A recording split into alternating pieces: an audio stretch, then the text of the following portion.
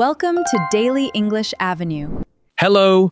Last week, a woman named Elena sent me a message. She said, I have 3 friends from my English class.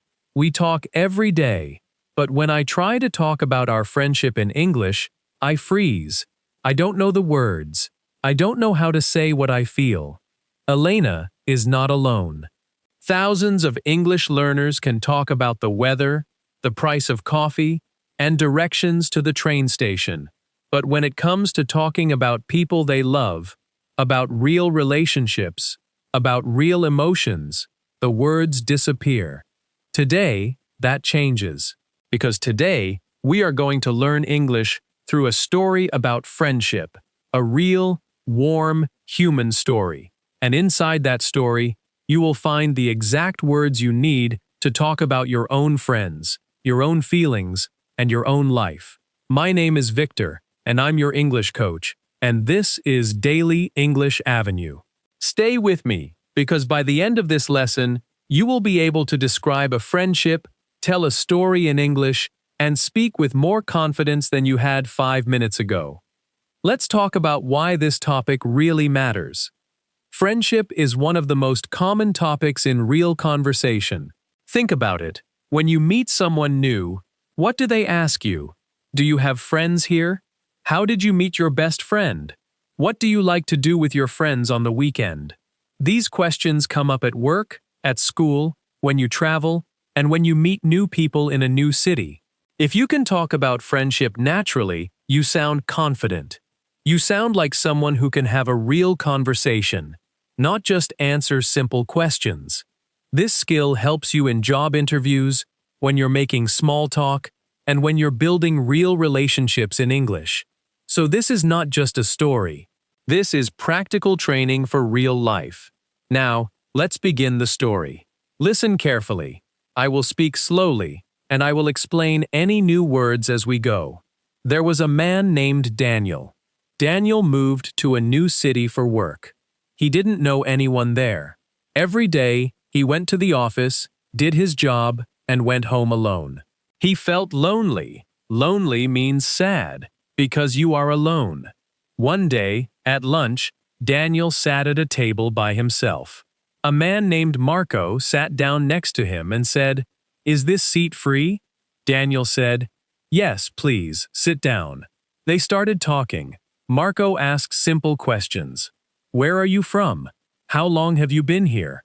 Do you like the city so far? This is exactly how many friendships begin. Not with big speeches, but with small, simple questions. Here is your first pop quiz. If you want to start a friendly conversation with someone new, which question is better? What is your job title and company registration number? Or, where are you from? Think about your answer. The correct answer is, where are you from? This is simple, friendly, and natural. Good job if you got it right. Let's continue the story. Daniel and Marco talked every day at lunch. After 2 weeks, Marco said, "Some friends and I are going to watch a football game this weekend. Do you want to come?" Daniel felt nervous, but he said yes. This is an important lesson. Friendship often grows because someone takes a small risk. Daniel could have said no because he felt shy. But he said yes, and that small yes changed his life in that city. At the football game, Daniel met more people. He felt awkward at first. Awkward means uncomfortable, a little nervous, not sure what to say. But slowly, he relaxed. He laughed at a joke. He shared his opinion about the game. People listened to him. Let's practice some useful sentences from this part of the story. Listen and repeat. Is this seat free? Now you try. Say it out loud. Is this seat free? Good. Now this one. Do you want to come with us? Listen and repeat. Do you want to come with us? Now you try. Aining, say it with confidence. One more. I felt nervous, but I said yes. Listen and repeat. I felt nervous, but I said yes. Now you try. This sentence is powerful because you can use it in your own life story, in English. whenever you talk about trying something new. Let's go back to Daniel's story. Months passed. Daniel and Marco became close friends. They helped each other. When Daniel was sick, Marco brought him soup. When Marco lost his job, Daniel helped him prepare for interviews. This is what real friendship looks like. It's not only about having fun together, it's about supporting each other during hard times. Here is your second pop quiz. True or false? A good friend only appears when things are easy and fun. Think carefully. The answer is false. A true friend also helps you during difficult times. This is an important idea, and now you can express it in English. Let's learn some more expressions for talking about deep friendship. Listen and repeat. We support each other. Now you try. We support each other. Next one, she helped me through a difficult time. Listen and repeat. She helped me through a difficult time. Now you try. One more powerful sentence. I can always count on him. This means, I can always trust him. I know he will help me. Listen and repeat. I can always count on him. Now you try. Say it slowly and clearly. Let's continue the story just a little more. 1 year later, Daniel had to move to a different city again for a new job. He felt sad to leave Marco. On his last day, Marco said, "Distance doesn't end real friendship. We will still call each other. We will still be friends." And they were right. Even today, Daniel and Marco talk every week on the phone, even though they live far apart. This teaches us something beautiful. Real friendship is not about how close you live. It's about how much you care. In English, we can say, "Distance doesn't end real friendship."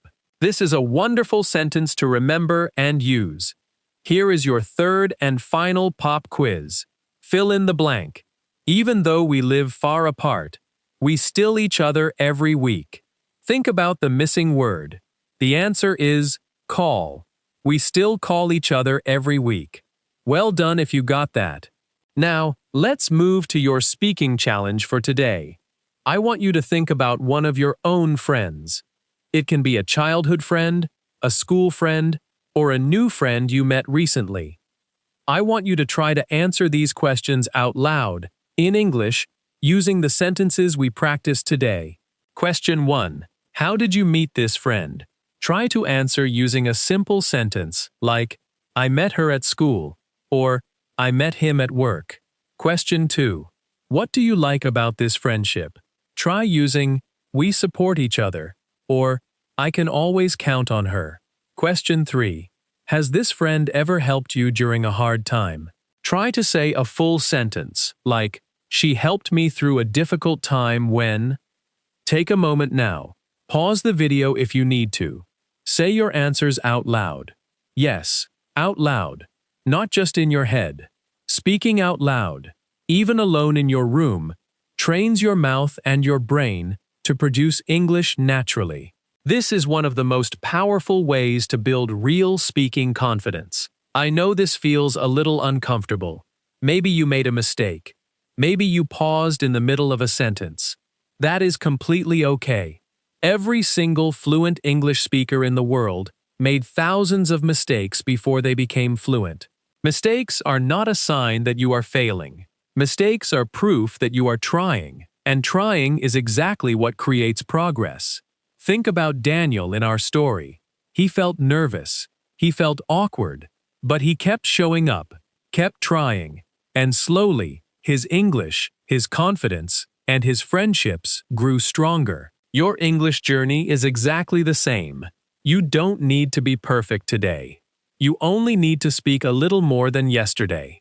So here is your simple homework.